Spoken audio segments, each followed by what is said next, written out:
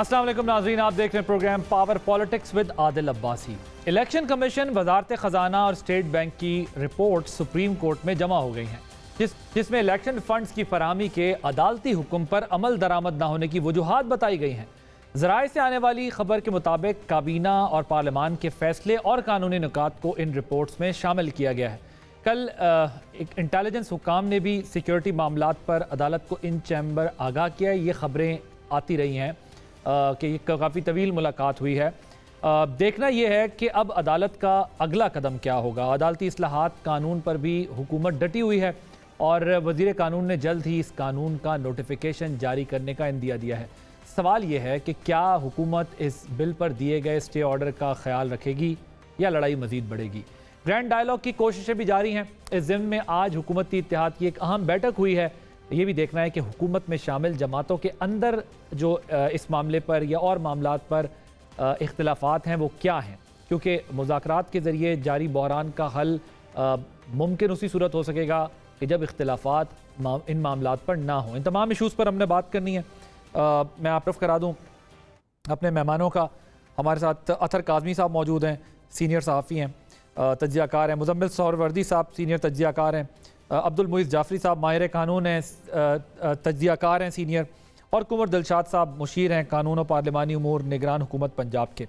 कुंवर साहब, I start with you. मुझे बताइएगा क्या प्रोग्राम है। 14 मई को इलेक्शन जो है होता दिखाई नहीं दे रहा। देखा जी आपने इंट्रोडक्शन रिमार्क्स में तो पूरी हिस्ट्री बयान कर दी है। कि सबसे पहले अहम बात यह है कि चूंकि वफाकी काबीना ने जो 21 अरब रुपए की जो डिमांड थी इलेक्शन कमीशन ऑफ पाकिस्तान की, वो उन्होंने कौमी असम्बली में रेफर कर दिया। कौमी असम्बली ने आगे कैमा के स्टैंडिंग कमेटी के हवाले किया, स्टैंडिंग कमेटी ने पार्लियामेंट में पेश कर दिया। अब ये सारी जो एक गेम खेली जा रही थी, इसकी बना पर 21 अरब रुपए का फैसला नहीं हुआ। स्टेट बैंक ने भी कहा कि हम माजूर है जब तक कि वफाकी हुकूमत हमें इजाजत दे देती। तो ये 21 अरब रुपया जब इलेक्शन कमीशन के पास तहवील में आएगा तो फिर इलेक्शन कमीशन ऑफ पाकिस्तान आइंदा इंतखाबात के लिए आगे बढ़ेगा। बाकी रह गया सिक्योरिटी का मामला। सिक्योरिटी का मामला बड़ा सीरियस है। पंजाब में जहाँ तक 15,000 पुलिस की जो है एहलकार वो अब कच्चे के इलाके में मसरूफ़ कार हैं। तो ये बाकी इलेक्शन कमीशन की सबसे बड़ी जिम्मेदारी जो हो जाती है होती है सिक्योरिटी पॉइंट ऑफ व्यू। तब पोलिंग स्टेशन पर जब तक सिक्योरिटी नहीं प्रोवाइड की जाएगी तो अमला जो है वो अपना गैर तहफ़्फ़ुज़ महसूस करेगा। तो इस लिहाज से लाजमी बात होती है कि रेंजर या आर्मी बाकायदा पोलिंग स्टेशन पर पहुंचे, लेकिन वहाँ उन्होंने इनकार कर दिया कि हमारे पास 3.5 लाख आदमी नहीं है। तो ये सारी सूरत आपके सामने ही है। लेकिन इलेक्शन में पाकिस्तान ने अंदरूनी तौर पर अपनी तैयारी मुकम्मल रखी हुई है। तकरीबन 52। ये मुझे बताइए कि इन तमाम चीज़ों को अगर हम जहन में रख भी लें, लेकिन उस अदालती हुक्म का क्या होगा, जो अदालती अहकामात हैं उसका क्या बनेगा?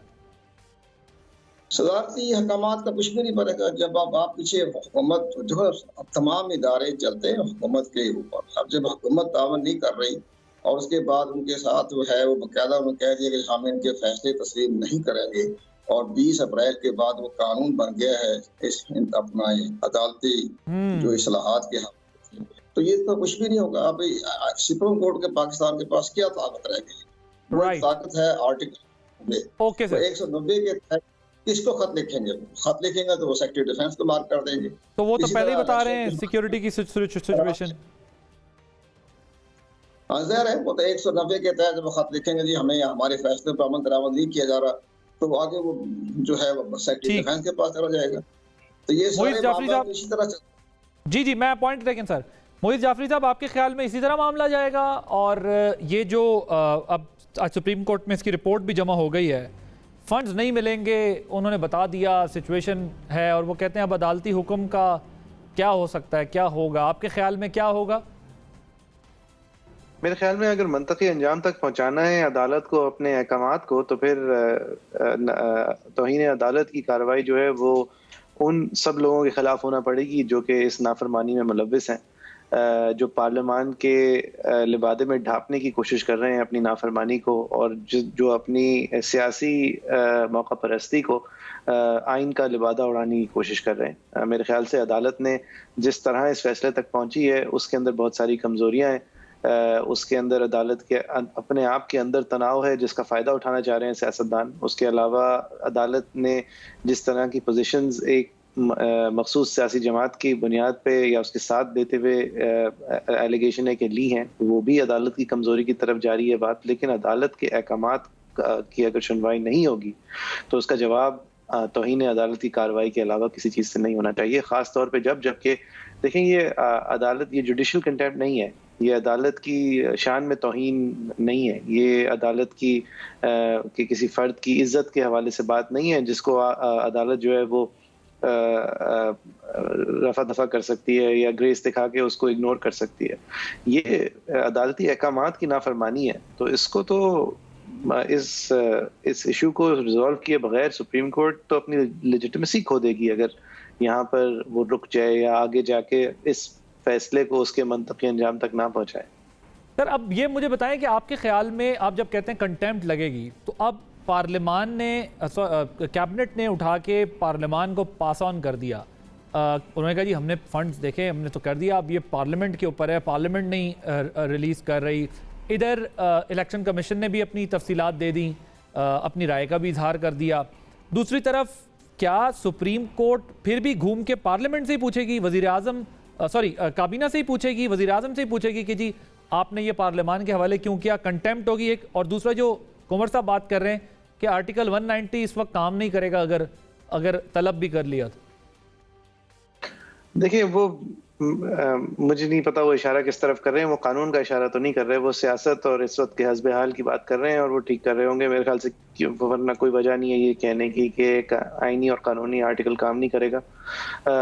मेरे ख्याल से वफाकी हुकूमत ने जो इस मामले को डिबेट के लिए, बहस के लिए पार्लियामान की तरफ भेजा, वहीं पे तौहीन शुरू हुई। सुप्रीम कोर्ट ने वफाकी हुकूमत को हुक्म जारी किया था कि आप ये पैसे रिलीज करें। सुप्रीम कोर्ट को अगर ये कहना होता कि आप इस पैसे की रिलीज पर गौर करें तो फिर एक अलग बात होती, लेकिन ये नहीं कहा। फिर वो गौर जो है वो पार्लियामान के थ्रू किया जा सकता था।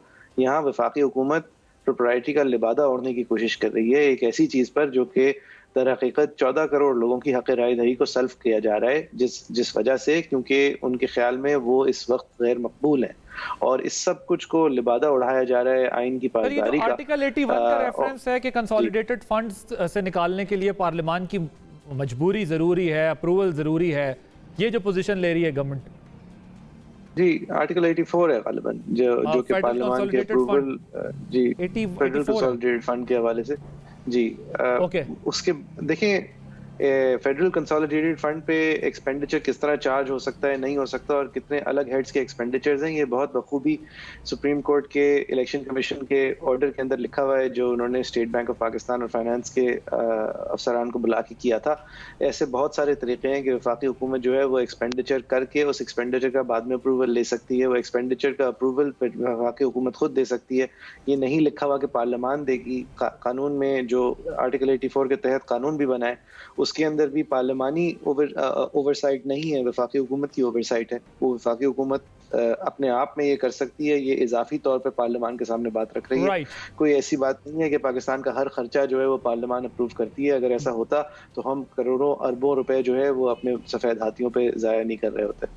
बिल्कुल ठीक बात है, क्योंकि पार्लियामान से आवाज़ उठती भी थी तो गवर्नमेंट उसकी परवाह नहीं करती थी। और वैसे भी खैर अब तो सिचुएशन बड़ी डिफरेंट है। ये इसी पार्लियामान की बात हो रही है जहाँ वज़राए आज़म जो है बराए नाम चक्कर लगा लेते हैं। सिवाय यूसुफ रज़ा गिलानी के अलावा मैंने नहीं देखा कि कोई वज़ीर आज़म बहुत कंसिस्टेंसी से पार्लियामेंट के सेशन अटेंड करते हो। लेकिन बहरहाल आज उन्होंने उसकी प्ली अपोजिशन यही ली हुई है। मुज़म्मिल साहब ये बताइएगा, ये जो मोहित साहब का ख्याल है कि ये तो जो वायलेशन है या जो सुप्रीम कोर्ट का ऑर्डर है उसमें कंटेम्प्ट लगेगी तो ये गवर्नमेंट ही जाएगी, वज़ीर आज़म और कैबिनेट ही जाएगी, पार्लियामान से नहीं पूछा जाएगा, क्योंकि पार्लियामान ज़ाहिर है वो भी सॉवरन है। अब सवाल ये है कि क्या हुकूमत ने अपना माइंड मेकअप कर लिया कि एक तरफ हम देख रहे हैं मुज़ाकरात, दूसरी तरफ जो है वो पोजीशन ये ली हुई है कि एक इंच पीछे हटने को तैयार नहीं है। आपके ख्याल में यही होगा या फिर नहीं, पार्लियामान और सुप्रीम कोर्ट की लड़ाई में इस दफ़ा पार्लियामान जीत जाएगी? देखें, ये पहली दफ़ा है कि पार्लियामान को इस दफ़ा मुक़्तदर हलकों की हिमायत भी हासिल है और पाकिस्तान की सियासी तारीख़ में पहली दफ़ा हमें एस्टैब्लिशमेंट भी पार्लियामान के साथ खड़ी नज़र आ रही है।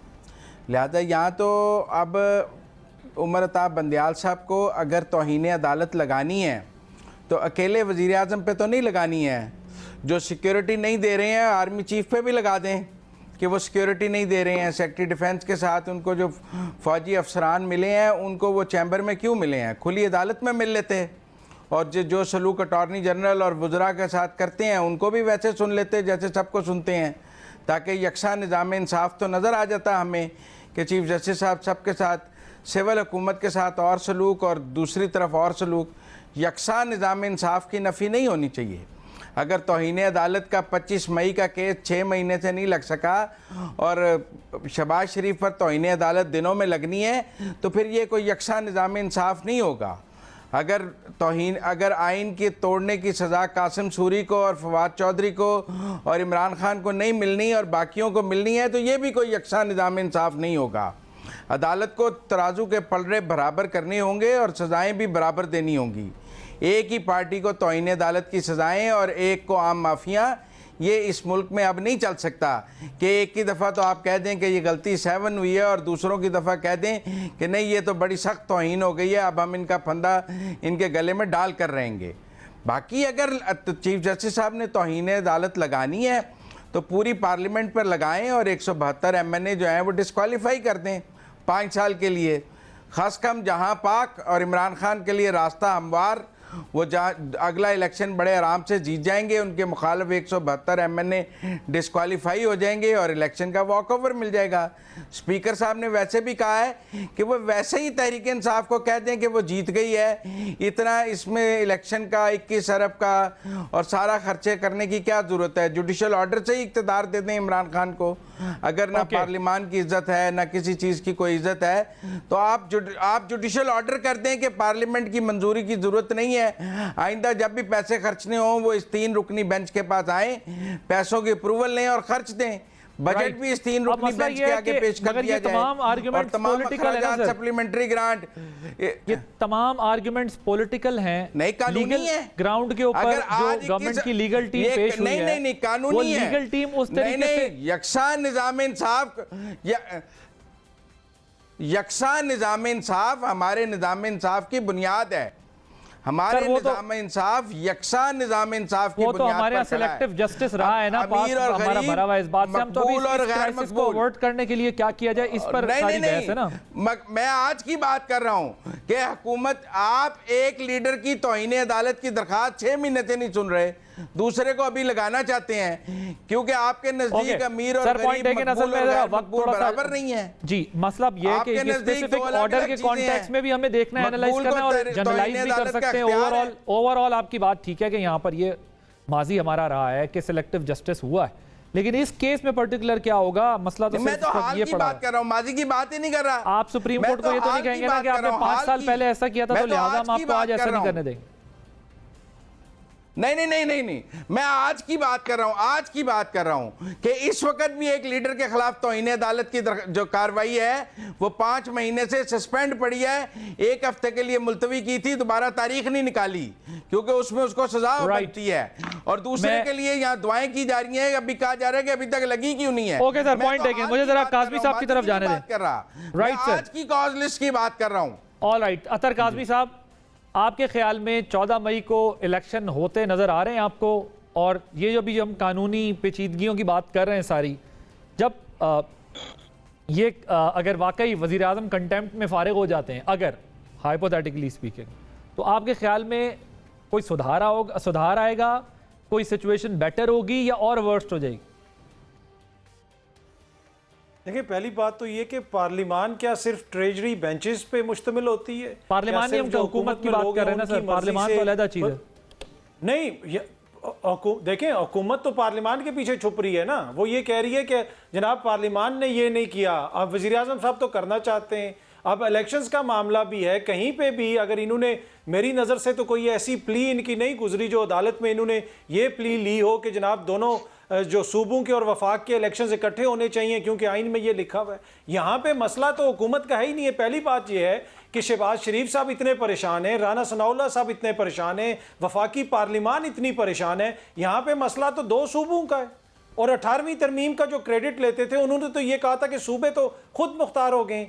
क्या ये आइन में नहीं लिखा हुआ कि आपने 90 रोज के अंदर इंतखाबात करवाने? बाकी तो ये बिल्कुल ला हासिल किस्म की बहस है ना। हम ये कह रहे हैं उसके ऊपर तौहीन अदालत नहीं लगी, उसके ऊपर तौहीन अदालत नहीं लगी। भाई क्या आइन के अंदर लिखा हुआ नहीं है कि किस वक्त इलेक्शंस करवाने, कैसे करवाने? वो 90 डेज तो गुजर गए ना, ये तमाम तर अब वो 90 दिन तो आगे चला गया काम, अब जो भी हो रहा है 90 दिन के आगे हो रहा है। जी जी, वो किसकी वजह से गुजरे?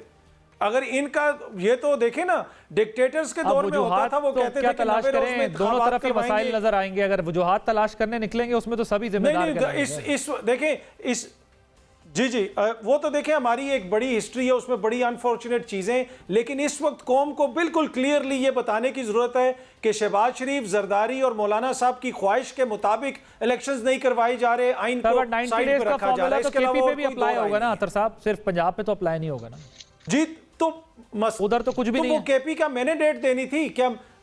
केपी में मेरे गवर्नर साहब बैठे हुए नहीं, अगर अदालत में रिलीफ देना है तो दोनों तरफ दे देना अदालत रिलीफ।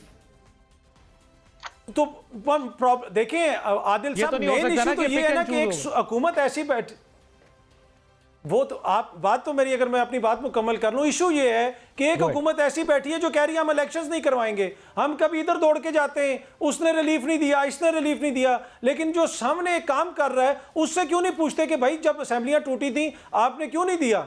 पूछे मौलाना साहब से, अपने समधी को क्यों नहीं कह रहे, गवर्नर को, क्यों वो क्यों कह रहा है? क्या आज से 4 महीने पहले, 2 महीने पहले, 3 महीने पहले हमें नहीं पता था कि इन्होंने इलेक्शंस नहीं करवाने? इसमें आईनी और कानूनी बहस तो है ही नहीं है। आईनी और कानूनी बहस तो तब करें ना जब हमें हुकूमत की नीयत का ना पता हो। वजीर दाखिला कहता है करवा लो तुम इलेक्शन जिस तरह तुमने करवाने, मैं देखता हूं 14 मई को इलेक्शन कैसे होंगे, बाकी सारे लीडरान भी ये कहते हैं। तो इशू यहां पे आइन कानून का नहीं है, इशू इनकी नीयत का है। ये इलेक्शंस करवाना नहीं चाहते, ये अनफॉर्चुनेट। आज ये 6 महीने के लिए रोकेंगे, कल इमरान खान आके 6 साल के लिए रोकेगा, ये एक प्रेसिडेंट सेट हो जाएगा, ये समझने की चीज। और इस प्रेसिडेंट के अंदर जो जो सहूलतकारी कर रहा है वो आइन को साइड पे करने को या आइन को अंडरमाइन करने के लिए अपना अपना किरदार अदा कर रहा है, चाहे वो किसी भी कैपेसिटी में कर रहा हो। ये है। अच्छा, ये कल एक मुलाकात भी हुई है जजेस के साथ, सिक्योरिटी ऑफिशियल्स की, इसके बारे में कुछ मालूमात हैं आप? जी, हमने भी सुना है कि मीडिया में रिपोर्ट हुआ है, और देखें जो सिक्योरिटी के इदारे हैं वो सिक्योरिटी से रिलेटेड अगर उन्होंने कोई ब्रीफिंग दी, और जहां तक मुझे पता है कि उसमें अटॉर्नी जनरल साहब भी वहां पे मौजूद थे और उनकी मंशा से और मशावरत से ये सब कुछ हुआ है। स्टेट ऑर्गन,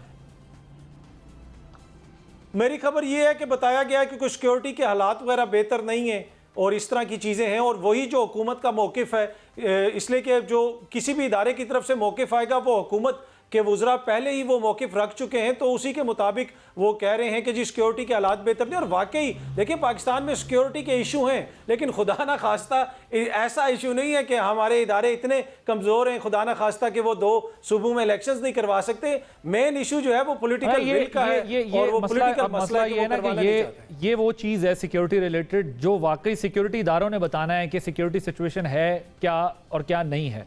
बाकी के मामलात पे तो चले हम बहस कर सकते हैं, लेकिन सिक्योरिटी रिलेटेड इश्यूज सीरियस हैं, उनके बारे में यही बता सकते हैं कि वो कैसे हैं कैसे नहीं हैं। उससे नबर्द आजमा होना एक और चीज़ है, लेकिन बहरहाल अगर वो पोजीशन भी अगर होती तो सेक्रेटरी डिफेंस मेरा ख्याल है क्लियर कट पोजीशन लेते कि नहीं हम प्रोवाइड कर देंगे आपको सिक्योरिटी, इस कोर्ट के अंदर जाकर बात कर सकते हैं। वो उन्होंने रिपोर्ट दे दी, लेकिन बहरहाल मुझे साहब ज़रा ये बताइएगा, ये 20 तारीख को नोटिफिकेशन, गैजेट नोटिफिकेशन की बात हो रही है, अगर ये कर देते हैं और फिर क्या होगा? मतलब चीफ जस्टिस ऑफ पाकिस्तान अलग तरीके से सो मोटो लेंगे, 3 जजेस का अलग पैनल बन, ये क्या होगा? What is your take on? देखिए, इसमें तो अब साफ आया है, कोर्ट ने इस कानून को आने से पहले जब भी वो आएगा उसका कोई असर नहीं होगा का एक एंटिसिपेटरी हुक्म इम्तनाई दे दिया है। तो ये गजेट हो जाएगा कानून, लेकिन हरकत में नहीं आ पाएगा क्योंकि एक larger bench of the supreme court ने उसको सस्पेंड किया हुआ है। अब वो ठीक सस्पेंड किया या गलत किया है, उस केस को अपने मंतकी अंजाम तक पहुंचना पड़ेगा, लेकिन ये कानून जो है वो पेपर पे और बुक्स पे तो आ जाएगा लेकिन हरकत में नहीं आ पाएगा। अच्छा, ये बड़ा इंपॉर्टेंट है। देखें ज़ाहिर है मेरा भी यही ख्याल है कि इस बेंच की फॉर्मेशन पे आप बात कर सकते हैं, जजमेंट्स पे होती है, आप खैर कानूनदान हैं, आपको ज़्यादा हमसे ज़्यादा स्पेस मिल जाती है, पता होगा बात कितनी हो सकती है, सब हो सकता है। लेकिन जो फाइनलिटी अटेन करनी है किसी लॉ की इंटरप्रिटेशन की, वो तो फिर सुप्रीम कोर्ट ने करनी है, सुप्रीम कोर्ट के ऑनरेबल जजेस ने करनी है, चीफ जस्टिस ने करनी है। मसला तो यही आएगा कि अगर एक हुकूमत बावजूद इसके कि उन्होंने ये रोका है और वो नोटिफिकेशन कर देते हैं और वो ये समझते हैं कि नहीं हम ये नहीं रोका जा सकता, तो सिचुएशन क्या होगी उस वक्त मुल्क में? मतलब हम खड़े हुए कहाँ होंगे? मैं वैसे आपसे जरा समझना चाह रहा हूँ। सुप्रीम कोर्ट क्या उसको फिर स्ट्राइक डाउन क्या करेगी उस पर? हम सोमालिया में खड़े होंगे, हम एक लाकानूनियत के अंदर खड़े होंगे, एनर्की में होंगे। देखें, ये सब लोग जो हैं वो अपने मफाद को, मैंने जिस तरह कहा, कानून और आइन का लिबादा उड़ा रहे हैं। सब लोग जो हैं वो इस वक्त अपने मफाद चेस कर रहे हैं, चाहे वो पाकिस्तान को इनसिक्योर कह रहे हैं, वो भी इसीलिए कह रहे हैं, इसलिए वो इलेक्शंस अवॉइड करना चाहते हैं क्योंकि इस वक्त वो इमरान खान साहब की जीत को, मुमकिन जीत को देखना नहीं चाहते। जो लोग इसके अंदर सिक्योरिटी एक्सपर्ट बन रहे हैं वो भी इस वजह से अपनी बातें कर रहे हैं। जो लोग मालियाती एक्सपर्ट बन रहे हैं वो भी इस वजह से ये बात कर रहे हैं। ये ज़बान ज़द आम है, अवाम इतनी बेवकूफ़ नहीं है कि वो इस तरह आप उनके आंखों के ऊपर मतलब पर्दे डाल सकें। और मेरे ख्याल से एक जमहूरियत में आवाम से 14 करोड़ आवाम से आप अगर उनकी हक़ राय दही छीनेंगे इस तरह, तो आपको माफ़ इतनी आसानी से होना भी नहीं चाहिए। और अगर आप फिर अदालत की भी सुनना बंद कर देंगे तो फिर इसका मतलब ये कि कानून जो है वो ऑप्शनल हो गया, यानी आपकी मर्जी आपने सुनना है या मेरी मर्जी मैंने सुनना है। यानी आप ये कह रहे हैं कि इस वक्त तमाम तर तहफ़्फ़ुज़ात तमाम इदारों के मिला लें, काबीना के मिला लें, हुकूमत के मिला लें, मीडिया के मिला लें, सिविल सोसाइटी के मिला लें, लेकिन सिर्फ एक चीज़ प्रिवेल करेगी और वो चीफ जस्टिस ऑफ पाकिस्तान का order. Is that what you are saying? नहीं, मैं ये नहीं कह रहा कि वो करेगी, मैं कह रहा हूँ कि एक अपेरेंटली तो देखिए कर भी रही है ना वे के तमाम तर बेंचेस की फॉर्मेशन से लेके तहफ़्फ़ुज़ात जितने भी आते हैं। लेट मी क्लैरिफाई, ये बेंचेस की फॉर्मेशन जो है वो जिस तरह बाय कमेटी होना चाहिए कानून कहता है, वो बहुत उम्दा बात है, ऐसी होना चाहिए। राइट ऑफ अपील होनी चाहिए, जो तमाम चीज़ें वो कानून कहता है वो बहुत उम्दा चीज़ें हैं। वो मेरे ख्याल से बेहतर होता सुप्रीम कोर्ट खुद रूल्स के तहत ले आता। सुप्रीम कोर्ट ने जानबूझ के नहीं लाए तो ये कानून आना चाहिए था। ये तो एक बात हो गई। अब दूसरी बात मैं कुछ और कहना चाह रहा हूँ। मैं कह रहा हूँ कि एक अगर आपको जैसा भी है, अगर एक सिस्टम के अंदर एक सुप्रीम कोर्ट का ऑर्डर है, तो अगर आपको कानून की हुक्मरानी में रहना है, एक ऐसे माशरे में रहना है जहाँ कानून की हुक्मरानी है, तो वहाँ पे आप जवाब में ये नहीं कह सकते कि 63 को आपने क्या किया, मई के अंदर आपने ये क्यों नहीं किया। ये सारी बातें आप सियासी मैदान में लड़ जरूर सकते हैं और अपना ये तमाम उज़्र जो है वो कोर्ट के सामने जरूर रख सकते हैं, लेकिन एक हतमी फैसले को नाफरमानी उस फैसले की इस बुनियाद पे करना कि जी हमारे ख्याल से ये फैसला गलत है, ये फिर this is not the rule of law. बिल्कुल ठीक है, बिल्कुल ठीक है। सर कुंवर साहब ये बताइएगा 90 डेज पूरे होने के बाद आपकी हुकूमत का स्टेटस क्या होगा? नहीं जी, हुकूमत का स्टेटस तो वही रहेगा जब तक नई हुकूमत नहीं आ जाती या नई इलेक्टेड गवर्नमेंट नहीं आ जाती, उस वक्त तो केयरटेकर सिस्टम रहेगा। अगर सितंबर तक अक्टूबर तक इलेक्शन नहीं होते तो आप सितंबर तक अक्टूबर तक आपकी जो इंटरिम गवर्नमेंट है वही रहेगी और ये लीगल होगी। देखा जी, इलेक्शन कमीशन पाकिस्तान ने 8 अक्टूबर की डेट फिक्स कर दी थी। दरमियान में सुप्रीम कोर्ट पाकिस्तान ने 14 मई कर दी, तो आप ज़ाहिर है 14 मई तो गुजर जाएगी। अभी तो तैयारी नहीं मुकम्मल हो सकती, बैलेट पेपर भी छप रहे हैं, सारा कुछ होना है, फंड भी नहीं मिले, तो ये तो बात जाएगी अक्टूबर में। तो अक्टूबर में जब इलेक्शन होगा तो ऑलरेडी जो शेड्यूल जारी कर दिया गया 8 अक्टूबर को इलेक्शन हो जाएंगे। लेकिन सबसे बड़ी वो तो खैर केयरटेकर सिस्टम तो जब तक नई इलेक्टेड गवर्नमेंट नहीं आती उस वक्त तक बरकरार रहती है। और आर्टिकल 223 का साथ मिला के पढ़े तो जब तक हुकूमत की तश्कील नहीं जाएगी उस वक्त तक इलेक्टेड गवर्नमेंट रहेगी, ये केयरटेकर गवर्नमेंट। लेकिन एक बड़ी अहम बात है, खान साहब जा रहे हैं अदालत के हम इसको चैलेंज करेंगे और इसका स्टेटस चैलेंज करेंगे, तो क्या फिर कोई ऐसा हो सकता है कि अदालत को एडमिनिस्ट्रेटर मुकर्रर कर दे या क्या होगा? एडमिनिस्ट्रेटर किस ताकत के तहत इस्तेमाल करेगा चीफ जस्टिस पाकिस्तान? कहाँ लिखा हुआ आइन के अंदर? क्या आइन को रीराइटिंग कर रही है उन्होंने? आर्टिकल 224 में केयरटेकर गवर्नमेंट का सिस्टम है, कहाँ लिखा है एडमिनिस्ट्रेटर मुकर्रर कर दें? हाँ, आगे रीराइटिंग कर दे आइन में तो उनकी मर्जी कर दें, लेकिन हो चुका है ना रीराइट, कर दे, कोई बात नहीं। उनकी ताकत, जैसे हमारे दोस्त मुजम्मल सर बड़े बड़ी अच्छी बातें कह दी हैं, तो हम उसकी तरफ नहीं जाते। हमने आइन और कानून के बारे में बात करनी। आइन और कानून में कहाँ लिखा हुआ एडमिनिस्ट्रेटर? वहाँ लिखा हुआ केयरटेकर सिस्टम उस वक्त तक रहेगी जब तक नई इलेक्टेड गवर्नमेंट नहीं आ जाती। ये 3-4 महीने आगे जाती है, क्योंकि सर ऐसा कभी डेडलॉक हुआ ही नहीं ना कि 90 डेज से मामला गया भी है तो कुछ दिन आगे गया है, जैसे बीबी की शहादत का वाकया था वो था, या कोई इस तरह और चीजें जो होती थी, तो ये अब 88 में गया, अब इस तरह पहली दफा हुआ है। लेकिन इसके लिए अब बिल्कुल ऐसा भी नहीं हो सकता ना कि अनलिमिटेड टाइम के लिए कोई डिटर्मिन ही ना हो और फिर काम चलता रहे, बिकॉज अभी तक तो ये भी लोगों, अब जो अपोजिशन और गवर्नमेंट की डिबेट है या जो डिफरेंसेस हैं उसमें उनको ये भी नहीं पता कि अक्टूबर में भी इलेक्शन होंगे कि नहीं होंगे। एक ब्रेक लेते हैं, ब्रेक के बाद इस डिस्कशन को कंटिन्यू रखेंगे।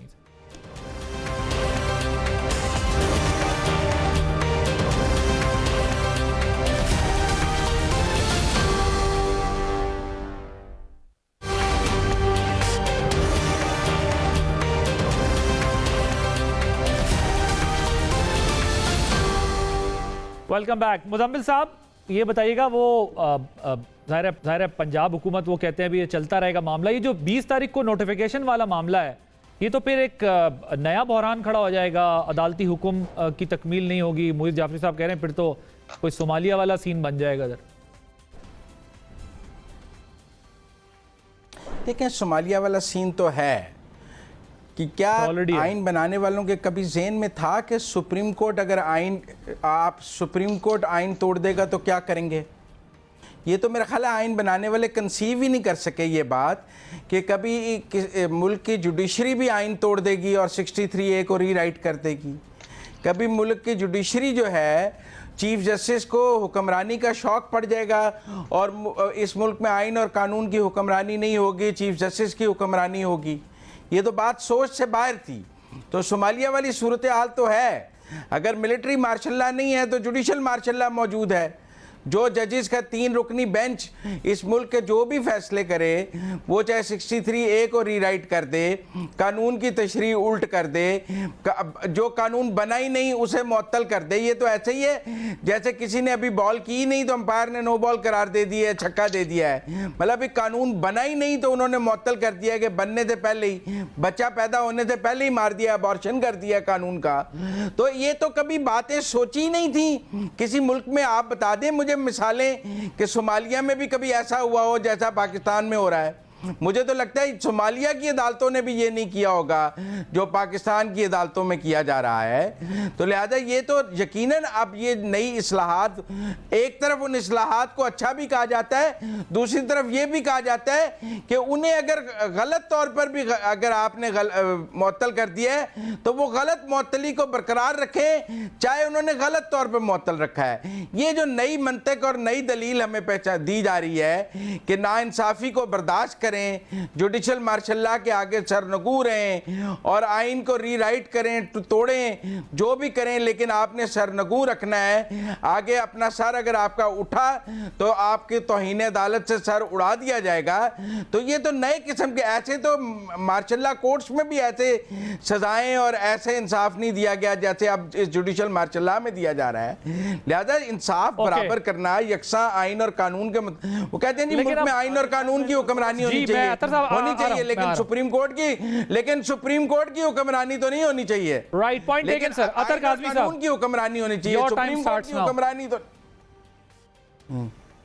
काज़मी साहब, अच्छा, पहली बात ये है कि जब ये आइन बनाया था ना, आइन से पहले ही नजरिया जरूरत आ चुका था। तो पता था आइन बनाने वालों को कि अदालतों से किस किस्म के फैसले आ सकते हैं। इसी वजह से आइन में वाज़े तौर पे लिखा गया था कि 90 रोज़ के अंदर आपने इंतखाबात करवाने हैं। एक बड़े साहने से गुजर के 1971 में, फिर 1973 में ये आइन बना था और उसकी आइन की जो रूह थी वो यही थी कि अवाम जो मेजर स्टेक होल्डर्स हैं उनको अलहदा ना रखा जाए। दूसरी बात यह है कि अदालत ने कौन सा आइन तोड़ दिया जनाब। देखें, आपको अगर किसी जज का फैसला पसंद ना आए तो आप कहना शुरू हो जाते हैं कि जी ये हम ख्याल जज हैं। दूसरे कहना शुरू हो जाएंगे कि अदलिया के अंदर ही एक फॉरवर्ड ब्लॉक बन गया है जो अपने इदारे के ऊपर हमलावर है। ये बात मुनासिब नहीं है। हाँ, अगर आपको किसी फैसले से एतराज़ है तो उसका भी तरीक़ाकार है, आप उसके ऊपर ज़रूर हुकूमत अपना मौक़िफ़ पेश करे, रखे। अब इस हुकूमत की हालत ये है कि ये 13-14 जमातों की आदिल साहब हुकूमत है और इनके वज़ीर कानून आपको ये बताते हैं, मुझे ये बताते हैं कि हमने तो पिछले आर्मी चीफ के कहने के ऊपर 2 जजों के हक में वोट डाल दिया था जब जजों की नामजदगी हो रही थी। तो भाई किधर थी आपकी वोट की इज्जत? क्या वो आइन के मुताबिक था? वो कौन से आइन में लिखा हुआ है? दूसरा, ये जो 63A वाले बार बार कुछ दोस्त जिक्र करते हैं ना, इसके ऊपर मैं थोड़ी सी सिर्फ 30 सेकंड में आपको बताना चाहूंगा 63A में किस तरह रीराइट कर दिया जनाब। उन्होंने कहा कि वोट काउंट नहीं होगा और वो बंदा नाअहल भी हो जाएगा, लेकिन उससे पहले हमजा साहब वजीर आला बन चुके थे, वोट काउंट हो चुका था और फिर हमजा को उतारा नहीं गया, हमजा वजीर आला ही रहे। उसके बाद इंतखाब हुए और अवाम ने जो सुप्रीम कोर्ट ने फैसला दिया था आइन की रूह के मुताबिक, अवाम ने इनको मुस्तरद किया। ये लोग सीटें हारे और इस वजह से हमजा उतरा। हमजा किसी अदालती फैसले के नतीजे में नहीं उतरा था, वो 20 में से ये 15 सीटें हार गए, सब ने मिलकर इलेक्शन लड़ा था। तो ये शो करता है कि अवाम की विल क्या थी। अवाम ये चाहती है कि जिसके नाम पे वोट लोगे उसी के साथ रहो। तो ये कोई रीराइट शाइट नहीं हुआ, ये ऐसी एक मिसाल बना दी है कि जैसे सुप्रीम कोर्ट ने हमजा से हुकूमत ली थी। नहीं, हमजा इलेक्शन आ रहे हैं, मैं जरा पंजाब की हुकूमत अवाम ने मुस्तरद किया है। ये जवाब जो है ना पॉलिटिकल जवाब देंगे सुरवरदी साहब से। मैं इसका जवाब देना चाहता हूं, मैं जवाब देना चाहता हूं इसका, क्विकली मैं इसका जवाब देना चाहता हूं। जी गो अहेड। देखिए ना, जब आप वोट काउंट नहीं करेंगे तो आप 95 आर्टिकल को कहां ले जाएंगे फिर? मेरा मतलब है कि ये रीराइट ऑफ द, हमने किसी सियासी जमात की बुनियाद पर बात नहीं करनी है। हमने बात ये करनी है कि जो सुप्रीम कोर्ट ने 63A का फैसला दिया, क्या वो आइन के मुताबिक है? अगर वो आइन के मुताबिक नहीं है, वो रीराइटिंग ऑफ द कॉन्स्टिट्यूशन है, तो कतई नजर किसकी हुकूमत आई, किसकी गई? आइन तोड़ दिया गया, आइन रीराइट हुआ, हुकूमत इलेक्शन हार के रीराइट हुआ, उसके नतीजे में आइन का जो आर्टिकल 95 है वो डिसफंक्शनल हो गया। नहीं, आप छोड़ें, आप बताएं 63A का जो फैसला है वो रीराइटिंग ऑफ द कॉन्स्टिट्यूशन है। वो मुहित साहब से पूछता हूं, मैं मुहित साहब से, मुहित साहब ये फंक्शनल हो गया। चले मैं आता हूं, दोनों के बाद मुजम्मिल साहब, नहीं आप ये बता दें कि वजीर कानून किसके कहने पे आर्मी चीफ से पूछ के जजों की तैनाती में वोट डालते हैं, ये कौन से आर्टिकल के तहत उन्होंने किया था, जरा उस पर भी रोशनी डाल दें। जिस आर्टिकल के तहत इमरान खान ने फौज के कहने पे काजी ईसा के खिलाफ रेफरेंस भेजा था और आज उसकी माफिया मांग रहे हैं, उसी आर्टिकल हकीकत बात तो ये है, इमरान खान जो है वो कहते हैं तो ये बाजवा साहब सुपर किंग थे, पॉइंट टेकन, मैं एक डमी वजीर आज़म था। उसी आर्टिकल के तहत जिसके तहत इमरान खान कहते हैं कि मैं सिर्फ हेलीकॉप्टर की तहत मेरा कोई इख्तियार नहीं था। ये इसका मतलब हम टीवी पर बैठकर उस आर्टिकल को भूल गए हैं। इमरान खान को याद है वो आर्टिकल। चले जी, पॉइंट टेकन। आप दोनों का नुक्ता आ गया। इसका मतलब यह है कि हम सब भी टीवी पे बैठे हुए ये इकरार कर रहे हैं कि बेसिकली लड़ाई कोई आइन और कानून की नहीं है। From where we started, actually यहाँ से हमने अपनी डिबेट की डिस्कशन स्टार्ट की थी। लड़ाई हो रही है कि मुझे कौन फेवर करेगा, कौन मेरे साथ खड़ा है, कौन खड़ा होगा, कौन खड़ा हुआ था, हमने किसके कहने पे क्या क्या किया। बड़े अफसोस की बात है, अब अगर कर ही दिया था तो अब ना बोलें, अपनी बेइज्जती कराने का क्या शौक है। लेकिन यहाँ पर जैसे ही निकाले जाते हैं या गेम हाथ से निकलने लगता है, फिर सब कहने लगते हैं यार मुझे इसने ये कहा था। अगर वक्त पे कह दें, खड़े हो जाएं तो ज़्यादा बेहतर हो। मुझे जरा जाफरी साहब बताइएगा, आपके ख्याल में 63A को रीराइट किया? मैं आता हूं सुरवरदी साहब, आपके बाद आता हूं सर। अभी we have enough time sir, we have enough time. जरा 63A को 2 मिनट रोक के रखें आप। 63A मोहित साहब, योर टेक ऑन, क्या रीराइट हुआ है नहीं हुआ? मुझे जरा थोड़ा मौका दीजिएगा प्लीज। एक तो 63A रीराइट हुआ है। 63A का फैसला जो है वो अदालत ने अपनी तरफ से आइन की रूह ढूंढी है और उसका इजहार कर दिया है, और ये इल्ज़ाम लग रहा है और ये तनकीद हो रही है उस फैसले पे कि देखें, अगर अदालत जो है वो एक आपको डायनामिक या एक लिबरल अदालत मिल जाए जिसके अंदर 10 या 12 ऐसे जज साहिबान हो जो कि हर चीज़ को तवातुर से, कंसिस्टेंसी के साथ लिबरल निगाह से देखते हैं, तो फिर एक बात होती है। लेकिन यहाँ पे तनकीद ये हो रही है कि जहाँ हर्फ पे अटक जाने से एक सियासी जमात का फ़ायदा होता है, वहाँ ये अदालत एक हर्फ पे अटक जाती है, और जहाँ वो हरूफ आइन के कुछ और कह रहे होते हैं तो वहाँ ये अदालत उसी सियासी जमात को बादी नज़र फ़ायदा पहुँचाने के लिए हरूफ के बजाय वो उस आइन की रूह के अंदर चली जाती है। इस इनकंसिस्टेंसी के ऊपर तनकीद हो रही है। अब लेकिन इसके ऊपर एक जरा डीपर पॉइंट है। अगर आपकी इजाज़त हो तो मैं एक पॉइंट ऐड कर लूँ। ये आप ये कह रहे हैं उस नुक्ते से मुजरिम और महरम बनाया जाता है। जी, मैं just let me complete my point. ये जो सुरवरदी साहब फरमा रहे थे कि सोमालिया इसलिए बन रहा है इसलिए कि अदालतें कॉन्स्टिट्यूशन रीराइट कर रही हैं, ऐसा नहीं है। अमेरिका के अंदर तवातुर से रिपब्लिकन्स और डेमोक्रेट्स के बीच में चपकलिश जारी रहती है। उनकी जुडिशरी के अंदर वाज़े सियासी लाइंस पर भर्तियां होती हैं, और वाज़े सियासी लाइंस पर ट्रंप के ज़माने में और ओबामा से पहले बुश के ज़माने में इस तरह ये कोर्ट पैक हुआ है अमेरिकन सुप्रीम कोर्ट के वाज़े रिपब्लिकन लाइन है। तो अब वो बज़ाहिर बराए रास्त जानबूझ के ऐसे केसेस की अपील सुन रहे हैं जो कि 30-30, 40-40 साल पुराना सुप्रीम कोर्ट का प्रेसिडेंट जो है उसको उलट रहे हैं, क्योंकि वो रिपब्लिकन पार्टी की जो अल्ट्रा कंजर्वेटिव माइंडसेट है या जो फंडिंग के हवाले से वो चाहते हैं कि कई अरबों डॉलर जो है वो बगैर किसी जवाब के उनके पॉलिटिक्स में आ सकें, अमीर से अमीर तरीन लोग जो हैं वो पॉलिटिक्स के ऊपर असरअंदाज हो सकें, या फिर रो वी वेड में ख़वातीन की राइट ऑफ अबॉर्शन जो है उसको रिस्ट्रिक्ट और कर्टेल किया जा सके क्योंकि उनके मजहब के खिलाफ है। ये सब कुछ अमेरिकन सुप्रीम कोर्ट सियासी बुनियादों पे कर रहा है और वो अल्ल ऐलान इसकी देखें, लेकिन इसके जवाब में क्या होता है? बात यह है, सोमालिया आप कब बनते हैं? आप जब नहीं बनते जब आपकी अदालत जो है वो वाज़े सियासी हरकतें कर रही होती है। आप सोमालिया जब बनते हैं जब आप उस अदालत का ये बात जानने के बावजूद कि वो आपकी आला अदालत है मुल्क की, आप उसकी सुनना छोड़ देते हैं। That's when you become an anarchic society. America में हालांकि ये सबको पता है कि ये सुप्रीम कोर्ट रो वी वेड को अंडू करते हुए शदीद नुकसान पहुंचा रहा है हेल्थ केयर को, लेकिन उस हुक्म की नाफरमानी नहीं हो रही। ये जरूर हो रहा है कि उस हुक्म के ऊपर लेक्चर्स दिए जा रहे हैं, उस हुक्म के ऊपर तनकीदी जायजे लिए जा रहे हैं, डिबेट्स की जा रही हैं। उसकी वजह से कांग्रेस के अंदर एक्ट पास होने की कोशिश की जा रही है कि हम जजेस की स्ट्रेंथ बढ़ा दें ताकि ये फैसला जो है वो अगले साल जो है वापस से सुना जा सके और ओवरटर्न हो सके। अब इसी तरह अगर यहाँ पे डिबेट हो रही होती कि ये 63A बहुत बुरा फैसला है और इसको ठीक करने के लिए आईनी तरमीम करके 63A को ही बुक से हटा दिया जाए, या फिर ये एक तरीका है, या फिर सुप्रीम कोर्ट के अंदर हम स्ट्रेंथ की एडजस्टमेंट करके ये जो इस वक्त इस तरह के बेंच के जजेस हैं इनको डाइल्यूट कर दिया जाए, ये एक मंतक होती। मतलब इस तरह की बातें आज़ाद माशरों में होती हैं। एक तरह के जहनियत के लोग एक जगह अगर राग़िब हो जाएं तो उनको काउंटर करने के भी फिर तरीके होते हैं। अवाम के सामने ये शिकवा लेके जाएं, 2/3 मैंडेट लेके आएं और आइन को रीराइट कर लें। आप रीराइट कर लें जिसको वाकई में हक है रीराइट करने का। ठीक है। लेकिन ये बात नहीं बनती कि मुझे आपकी शक्ल पसंद नहीं है, आप कल कुछ और कह रहे थे, या आप झूठे हैं, या आप मुझे आपकी बात नहीं माननी। कल हर बंदा फिर अपनी मर्जी की इंटरप्रिटेशन करना शुरू हो जाएगा कि मैं समझता हूं कि ये फैसला ठीक नहीं है इसलिए ये जो है वो नहीं है। मुज़म्मिल साहब कोई 1 मिनट अगर आप कर सके, फिर मैंने ब्रेक लेनी है, मैं ब्रेक के बाद आ जाऊं आपके बाद। मुज़म्मिल साहब, जाफरी साहब ने ना एप्पल और ऑरेंजेस को आपस में कंपेयर किया है। अच्छा, जाफरी साहब ने एप्पल और ऑरेंजेस को कंपेयर किया आपस में। सवाल यह है कि वहाँ हेल्थ केयर और कॉन्स्टिट्यूशन को रीराइट करने को आप कैसे कंपेयर कर सकते हैं? मतलब क्या अमेरिका का आइन बदल दिया है? वहाँ के 2 जजों ने मिलकर, 3 जजों ने मिलकर अमेरिका के आइन को ही बदल दिया है। भाई यहाँ तो बात हो रही है कोई किसी एग्जीक्यूटिव ऑर्डर, कोई पॉलिसी या कोई हुकूमत से पिछले 200 साल में नहीं, आप मुझे बात तो पूरी कर लेने दें, बात तो पूरी कर लेने दें। हमारे यहाँ तो ये मसला हो गया, आप बात तो पूरी कर लेने दें, बात तो कर लेने देना जी। हम भी तो बात ही कर रहे हैं, हमने कौन सा जाके सुप्रीम कोर्ट पे चढ़ाई कर दी है? वहाँ अमेरिका में भी फैसलों के खिलाफ बात ही हो रही है।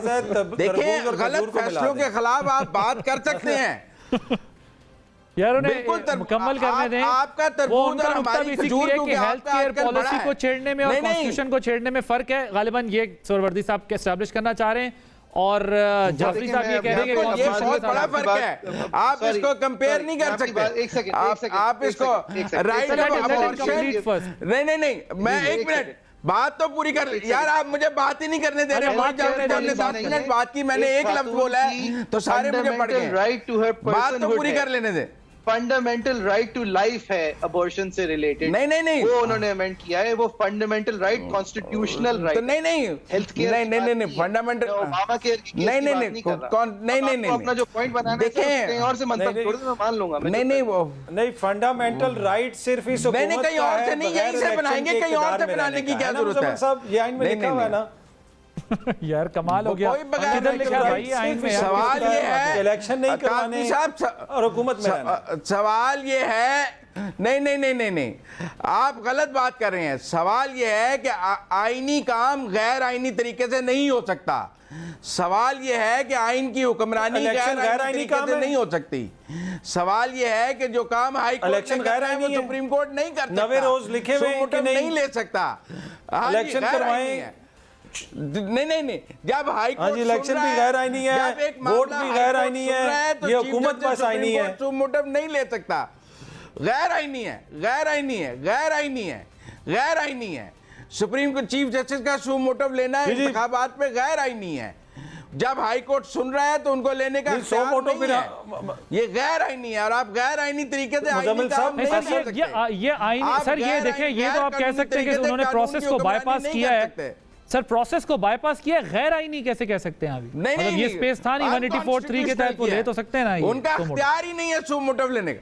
नहीं, उनका अख्तियार नहीं है जब सबऑर्डिनेट। देखिए ये सुप्रीम कोर्ट सिर्फ यूगोस्लाविया के मामलात पे बोल सकती है, उसके अलावा ये सुप्रीम कोर्ट का कोई हक नहीं है कि वो जो फंडामेंटल राइट्स हैं। असल बहस तो मुजम्मिल साहब ये है ना कि असेंबलियां टूटी और असेंबलियां तोड़ने के अंदर 90 रोज के अंदर इंतखाबात होने के अभी एक बहस ये हो रही है ना, इसके ऊपर आप आते नहीं हैं, हम एक बहस ये कर रहे हैं कि चले जाते हैं। जो प्रैक्टिस एंड प्रोसीजर लॉ बनना है आपका, इंतखाबात को आप गैर आईनी कह रहे हैं मुजम्मिल साहब।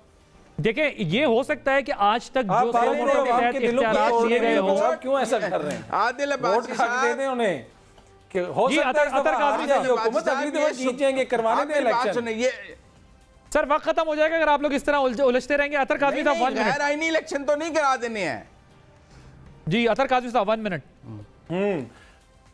वो कहते हैं गैर आईनी इलेक्शन ये है कि आईनी इलेक्शन तब होंगे जब गारंटी दी जाएगी कि यही हुकूमत चलेगी, ये 13-14 जमातों की हुकूमत चलेगी। इशू ये है कि मसला शुरू कहां से हुआ था कि खुद ये लोग कहते रहे कि जनाब आप असेंबलियां तोड़ें तो हम इलेक्शन करवा देंगे, ये डेट नहीं दे रहे। यही मोजिस चीफ जस्टिस साहब थे। बहुत सारे अदालत में मसाइल हो सकते हैं, 9 महीने किसी को याद नहीं आया। अचानक ऐसा क्या हुआ कि ये अदालत नाकाबिले कबूल हो गई? ये वही अदालत है, ये वही समोटो है जिसके नतीजे में मियां शहबाज शरीफ की हुकूमत बनी। कासिम सूरी की रूलिंग भी तो पार्लियामेंट के अंदर हुई थी ना। कासिम सूरी की रूलिंग कोई लियाकत बाग में तो नहीं हुई थी, पार्लियामेंट की कार्रवाई को रोका गया। साहब को कोई इशू नहीं था। अतर साहब आपका नुक्ता आ गया जी। जाफरी साहब 30 सेकंड्स।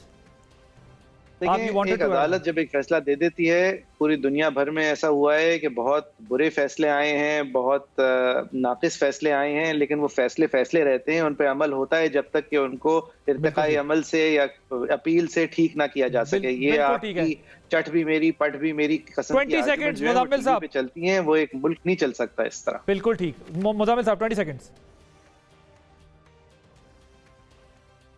जी, जो अदालत के बुरे फैसले हैं उनके ऊपर पार्लियामान उन फैसलों को कानून के जरिए बदल सकती है, इम्यूनिटी दे सकती है, और पार्लियामान की एक हैसियत मौजूद है कि वो अदलिया के बुरे फैसलों के ऊपर अपनी जो है कानून साजी भी कर सकती है, आइनसाजी भी कर सकती है। साहब, अतर काज़मी साहब मौजूद प्रोग्राम देखा। आदिल अब्बासी को इजाज़त दीजिए।